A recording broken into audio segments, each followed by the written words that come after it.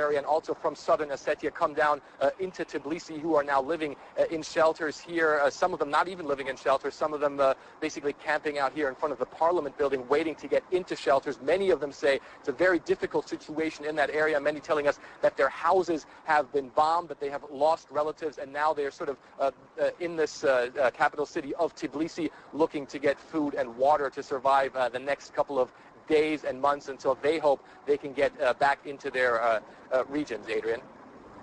All right, Fred, many thanks indeed. CNN's Frederick Peiken reporting live there from Tbilisi, the Georgian capital. Well, the situation is taking its toll on people in Georgia. The International Red Cross says that fighting has forced 40,000 people to flee from South Ossetia. That's more than half the population. Many buildings have been destroyed, while food has become scarce. The ICRC will be flying in medical personnel to Georgia to help deal with the mounting casualties. The US-based international aid group CARE is there right now, and it's helping to coordinate the relief. As far as we know, the residents of Khin Valley in South Ossetia are desperately in need of water and sanitation, as well as food and shelter items and non-food items. As regards to the IDPs that fled the conflict area and are currently in the Georgian proper, the needs include the beds and non-food items and food items, hot food particularly.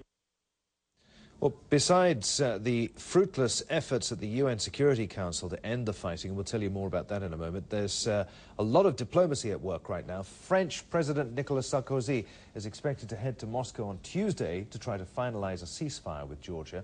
And that word comes from the French Foreign Minister Bernard Kouchner, who's in Tbilisi right now. He is to leave for Moscow later today. Georgia's foreign minister is heading to NATO today. At the United Nations, heated dialogue between the US and Russian ambassadors during a meeting of the Security Council. America's Zalmay Khalilzad questioned his Russian counterpart about Moscow's true motives in the conflict. I want to ask Ambassador Churkin, is your government's objective regime change in Georgia, the overthrow of the democratically elected government of Georgia? Well, Russia's Vitaly Churkin denied that his country is looking for regime change, but he did have this to say about Georgia's President Mikhail Saakashvili. You know, sometimes there are democratically elected or semi-democratically elected leaders who do things which create grave problems for their countries. So sometimes those leaders need to contemplate how useful they have become to their people.